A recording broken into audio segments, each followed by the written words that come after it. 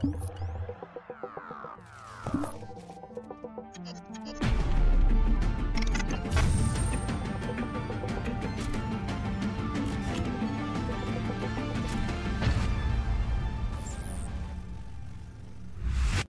everyone, welcome back to THU TV. I'm Ian Fales. I'm joined by Chris Nichols, Director of Chaos Group Labs. Hi Chris. Hey, how are you, Ian? Good man. It's great to see you. We seem to catch up only at events like this. It's true. Yep. And we've been to this one, this is my 5th THU, right? This is my 4th. Your 4th, so I'm one up on you. Yeah. And as people probably well know, we're in a new location, which is the amazing Malta. Today it's extra windy. It's super windy. The waves crashing behind us are amazing. Yeah. Not as hot as the first 2 days that we got here. I think the painters should go out there and paint paintings of the waves. You know, those are really famous back, you know, a couple hundred years ago. They would do these huge wave paintings. Oh man. And this is like the perfect reference you could get. There's a little lighthouse, maybe people can't see it, but the wave crashes, hits that, and it looks incredible. It just looks beautiful. Yeah, it looks computer generated, frankly, doesn't it? It's a great fluid sim. But what do you think of Malta as a location for THU? Well, it is gorgeous. The architecture is amazing. I am in love with this limestone. The color of this limestone is amazing. I don't know how they keep it so clean, because, I mean, it's for something that's so old, it looks brand new. Yeah, right. And it just is kind of cool. And the city's been great, very hospitable. I love the fact that I can walk the streets and go pretty much anywhere in 10 minutes walking. So it's been really cool. Yeah, and I think also there's more people here this year, right, at THU? It's a lot more people. I feel like I'm running into people. Being and like, hey, Chris, you know, so it was kind of cool. So it feels same. It feels like a new home. That's great. Yeah, that's awesome. And you know, I wanted to talk to you today about sort of lots of things, frankly, but sort of I wanted to talk about you. Okay. I'm very interested in your own career journey because you were a visual effects artist. I was. You also studied architecture. Yeah, I did. And really, you're still in the visual effects industry and the CG industry. Yeah. But I think there's a lot of visual effects artists who go through the path of visual effects and possibly move on to something else. But they use all their skills, or they tend to, in that new career. And so that's what I want to talk about. Okay. Yeah. Well, tell me, start at the beginning. Maybe when you were 2. I was 2. I was actually living in Cairo, in Athens. Oh, really? And I was born in Cairo. My dad was working for an American university in Cairo, and I was born there, and I lived there till I was 6. So I have that, and then after that, I moved to Athens. Right. So I'm very familiar with the Mediterranean. So I was very excited when we went on the boat trip to swim in the Mediterranean. Yeah. And I lived in Athens till I was about 17. And then, so as an American who'd never lived in the US, I finally moved to the US when I was 17. And we moved to New York, and then I ended up going to college in upstate New York. And I studied math. I double majored in math and art at the same time. And when you were doing that, did you have an idea about what you wanted to do after university? I did. What was that? I knew I wanted to be an architect. I think from the age of 7, I was convinced I was going to be an architect. That's what I wanted to do. And I had a mentor at that time who was a fairly famous architect named Hugh Jacobson. And he happened to be friends of my family. And I just saw this guy. He would come by and hang out with the family, and he was very charismatic, so I just admired him. And when I knew he was coming, and I started drawing buildings on a piece of paper, like, I'm gonna be an architect. And he was like, oh wow, and I was like 8, you know, or 7, and I was just drawing buildings, like, look, I'm gonna design this is gonna be my house, or whatever. And he was a really good mentor about that stuff, but one thing I remember him telling me was, and no one else knew what to do with them. They were using them for email, and I was actually trying to do stuff with them. We should say, is this the early 90s, mid-90s? This is 93. 93. So, so I was just, you know, it was right after Jurassic Park came out. I was like, these are the computers that you used for Jurassic Park. Figure it out.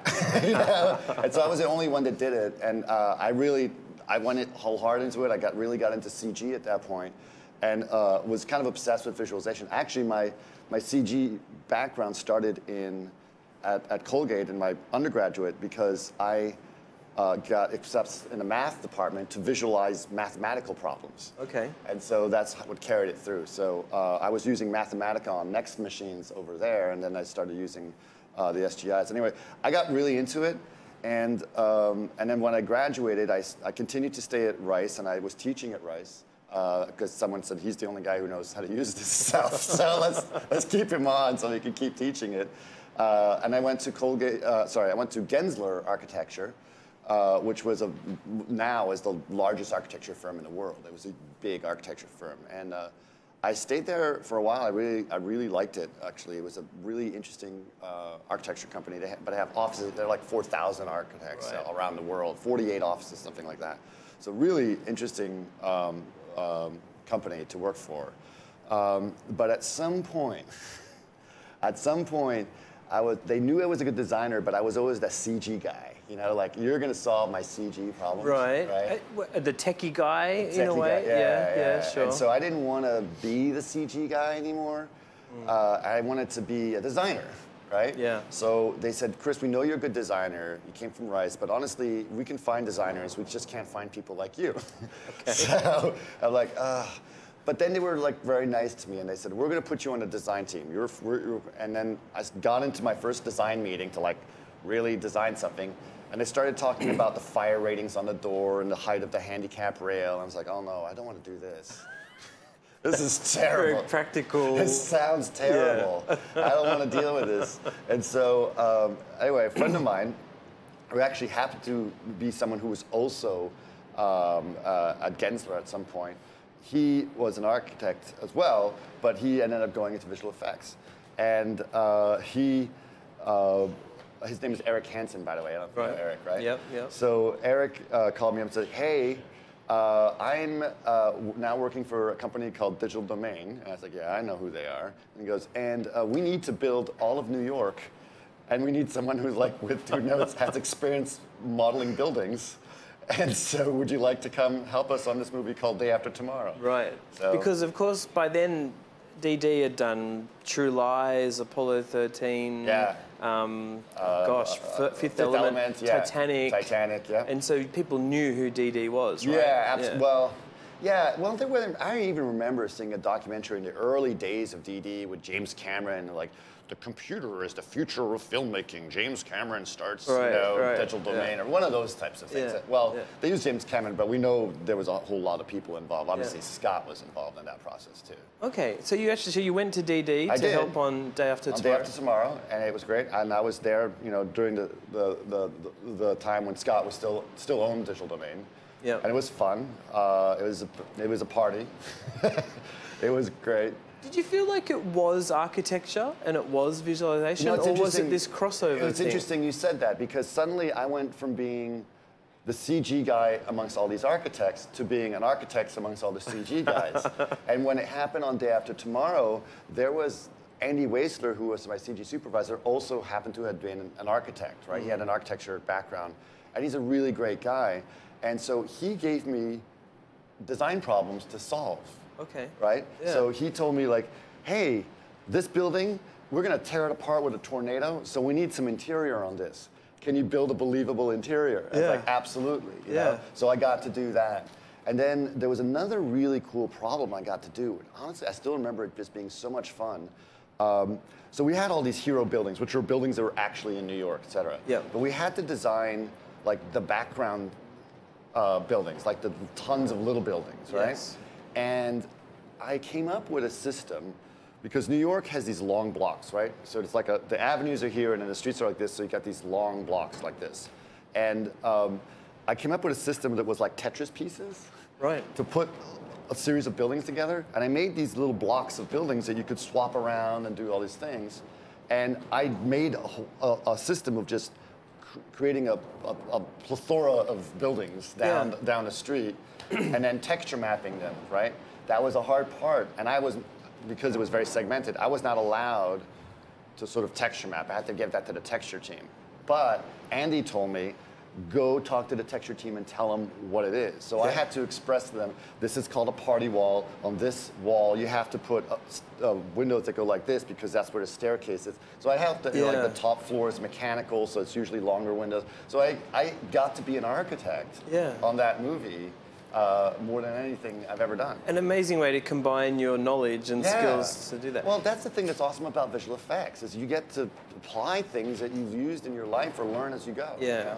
Well, I reckon that reminds me, that story of another reason visual effects artists seem to love visual effects, which is problem solving.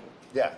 Not everyone realizes that when they get into visual effects, that not everything's solved. Right. Yes, we can do digital humans, we can do water sims, we can do grass, but shot by shot, you still need to solve the problem for that film. That's right, isn't it? It's true, and absolutely in the old days, I mean, I always say, like, the thing about visual effects is that the number one thing that people ask you is, I want you to do something that no one's ever seen before, right? So that means, by definition, you have to do something that's never been done, right? So you have to solve that problem. Nowadays, it's a little less of that. There's still definitely some of that, but because a lot of times it's like, you know, just put the background in there or whatever, which is fine. But everything was like, I don't know, it's never been done. We'll figure it out. You know? Yeah. Now, you're at DD for a little while, and then you also worked in LA at other visual effects houses, some boutique ones on commercials. I did some commercial work. I worked at a company called Sway for a while, which was a lot of fun. I worked at Sony ImageWorks as well with Kevin Mack. Sway was really fun. I got there. That was the first time I was sort of put in a much more leadership position.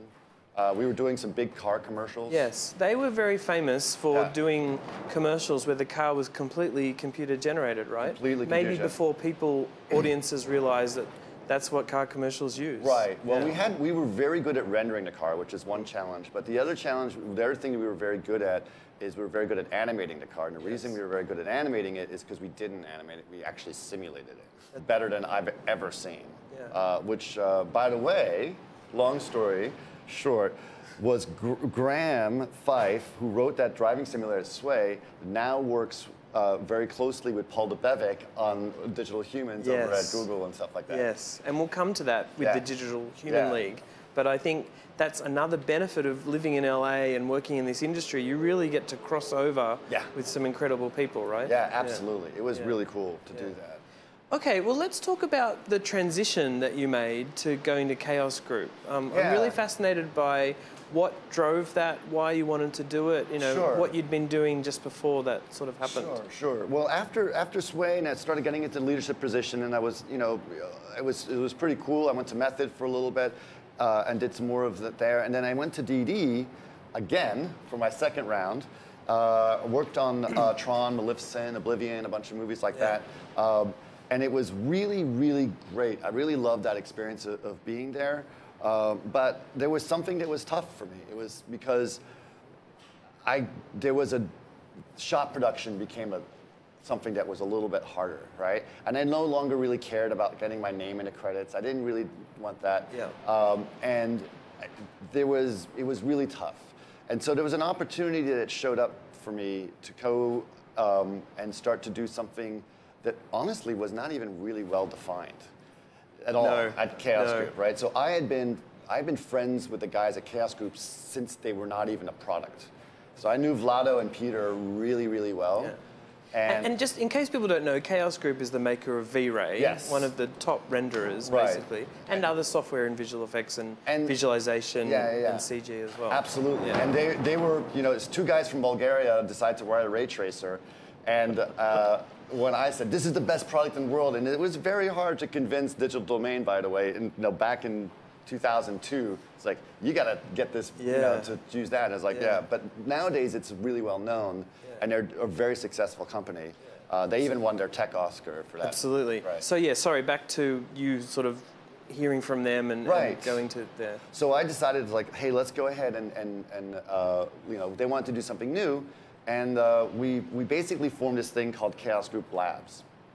And because of all the people I met along my path and my journey, one of the things that I ended up having that was pretty cool was a really diverse and interesting Rolodex, right?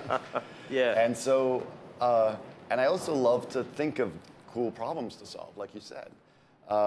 And So what I did is I started connecting the dots. I said, it's almost like I picked 2 cards out of the Rolodex and go, let's see what I can make out of this, you know? And so those types of problems started to come up or ideas started to come up, and we started creating these projects that were very creative and fun, a little bit scientific, a little bit artistic, and a little bit, you know, alchemy in the middle.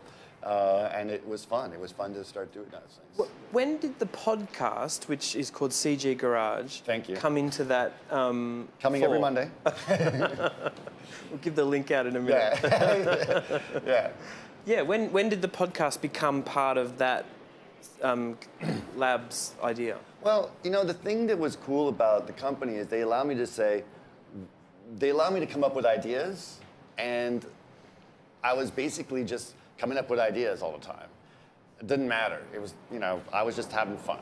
I also happened to have an extremely long commute every day from Burbank to Culver City, which should not take an hour, but it does every day, and that's traffic in LA. Yeah. So what I do to pass the time is I listen to podcasts, and I listen to a lot of them. And actually, honestly, my wife was the one who turned me on to podcasts because she's a flame artist, so she sits in a dark flame bay all day, so she listens to podcasts a lot. Yeah. And so she's telling me about cool ones to listen to, etc. And one of the ones that I really liked at the time was Nerdist, right? I love Nerdist. I love the free flow dialogue conversation that's happening, right? And that they take their time. It's an hour-long podcast or whatever. Some Hollywood interviews can be 10 minutes or whatever. So Nerdist was like in depth in a way. Yeah, it really got people to listen. That's right. And find out more about it. Yeah. It was funny because one of my neighbor's friends is Wayne Knight. Yes. Yeah. Right? Newman from Seinfeld, right? So I was talking to him because he was on the WTF podcast, right? Yeah. No, he was on Nerdist. He was on Nerdist? He was on Nerdist. Okay. And so I talked to Wayne and I said, hey, I listened to you on Nerdist, and he had this amazing story. And he said, you know what's weird about podcasts? Because I'm so used to the 3-minute, the 5-minute, the soundbite. He goes, I told my whole life story. I don't need to go back there. So it was pretty funny. And so how did you suggest that as a thing to do? Literally, this is what I did. I just said, hey, you know, I'm driving along and I got to work and I must have listened to a really good podcast, right? Yep. And I went and I realized on Nerdist that they don't edit anything. Yes. It's unedited, right? Yes. It's which technically makes it easier, right? And I said, okay, I'm not going to worry too much about it. What if I just record a conversation that I have with friends, right? Yeah. I used to spend a lot of time at DD sitting out on the patio, drinking a scotch and having great conversations, and it was fun. So I went to Lon, who was in the LA office, my boss, and I said, hey, Lon, what do you think we do a podcast? You know, it has nothing to do with anything that I've done. And he goes, well, what's it going to cost you? I said, a couple microphones, a mixing board, you know, not much. And so that's how it started. And I started with, you know, some cheap equipment. And I listened to a lot of stuff. And I actually talked to David Tracy, who was a communication guy. Yep. And I said, David said, well, the key is get good microphones because sound quality matters. Episodes. Wow. And I didn't think it would go, it would be this. But it's consistent. I put them out. I try very, very hard to put them out every Monday. There's a couple Mondays I miss, but every Monday I try to put them out. Have you got an idea for the 200th already? No, I don't. Oh, okay. But we'll talk later. Yeah, okay, all right. But we had an amazing 100th. Yes, tell us about that one. Well, it was my coworkers who were really kind with me, especially Melissa Knight. You know Melissa. Yeah. And she was like, we need to do something special for your 100th episode. So she figured out, let's do a live one. And we got together with Noman, actually. Alex Alvarez and Lynette was there as well. And said, let's plan a 100th episode live, celebrate it or something. And she says, we need to get a big guest or someone. And so he'd already been a guest, but I asked him if he was going to be a guest again. And it was Tim Miller from Blur, right? And it was just amazing. He said, sure, I'll do it. And then I told him, and I was emailing him back. It's like, Tim, you know, I know there's a whole lot of stuff in the news about you leaving Deadpool 2, and I don't want to talk about that. We don't have to talk about that. So just don't worry. Yeah. He emailed me back and says, no, you know what? I think I want to talk about that. I'll talk about it. I'll tell you, it's like he never talked about it live. It's like, I'm going to talk about, the first time I talk about it is going to be on your podcast. I was like, really? Yeah. And I said, okay. And then at some point, I don't know what happened, but I ended up emailing Joe Kaczynski as well, who I'd worked with on Tron and Oblivion. And he's also an ex-architect, right? So he and I have that architecture background. And we graduated from architecture school around the same time. He was at Columbia, I was at Rice. And so I said, Joe, you want to be on too? And Joe and Tim know each other really well. So it was just a very friendly thing. Anyway, that podcast was amazing. Joe Kaczynski, Tim Miller. Amazing. Live thing. And then Tim says, by the way, I want to address this whole Deadpool 2 thing, and gives his spiel about, I didn't leave on bad terms. It was a difference of opinion, Yeah. It was nothing. And suddenly, Collider picks it up, and then it just goes like wildfire. Yeah. My podcast numbers were huge. Went viral, didn't it? Yeah, it totally went which is viral. great, and a really sort of a great motivator for you to keep going as well. And it's so nice. I see people at conferences like this, or at SIGGRAPH, people are like, "Oh, I love the podcast," and it feels great. And people, I think I'm helping the industry. People feel like they can be like a fly on the wall of a great conversation. So you've moved from architecture, visualization to visual effects. Now you're effectively a broadcaster in publishing. Yeah, I guess I am. It's very diverse. But you keep your hand in the industry, obviously, by being at Chaos. And also, what are some of the labs things that do exist? The Digital Human League is an interesting The Digital Human one is a project that I'm very passionate about. It's a group of people that are passionate about digital humans, and we're sort of we're bringing all of our resources together and creating an open source digital human. And people can find out more about it at wikihuman.org if they want to know about that. But yeah, it's a really great sort of project. Are there other labs things going on at the moment as well? I did something in virtual production with Kevin Margot. We helped produce a short. I'm actually credited as producer on it. That was Construct, right? Construct, yeah. So the short Construct, and will be coming out really, really shortly. So keep out for that. Look for the announcement on Construct. It's been an amazing 5-year journey to get through what it's going through. I also think you're in the right sort of time for all of this, in that renderers and ray tracers, for the last 5 years have been the big thing, because everyone's moving over to physically based rendering. In fact, they've already done that. It's now becoming a real-time thing as well. That's interesting. We can go into a debate. Renderers have always been physically based. Sure.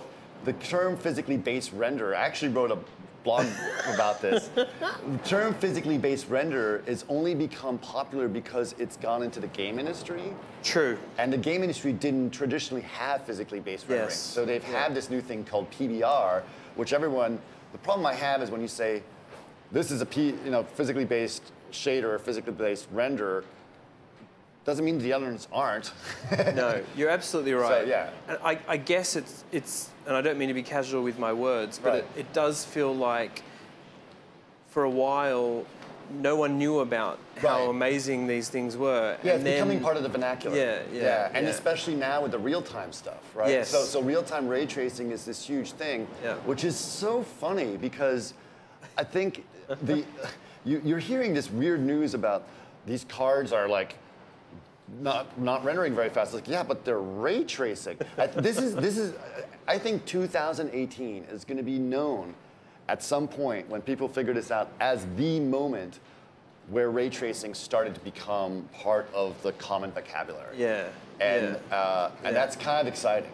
But I don't think people realize what's actually happening right now. No, and I guess you're close to it, so you see things earlier, and you've been working in it for a long time, but it definitely maybe is coming out as more mainstream, is how I would it's becoming mainstream. It's been the normal thing. iTunes. iTunes, or anywhere you get your podcast, you can get it. Just look up CG Garage and you got it.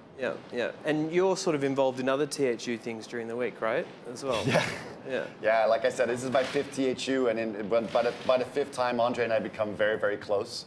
And so the problem You're part of the furniture now. Part of the problem when you get really close at Andre, he's going to really into do stuff. And because you love Andre, Friday, you can never say no. Yeah. So I'm doing some talks here. So I'm hosting some panels that are happening at 11:30 at night because it's THU. I can't believe that. But we had the first one yesterday, and it was a packed room, so it was awesome. Oh, awesome. Yeah, great. It's really cool. Well, thanks for coming on. Really Thank you. appreciate it. Cool. Thanks, guys. See you next time.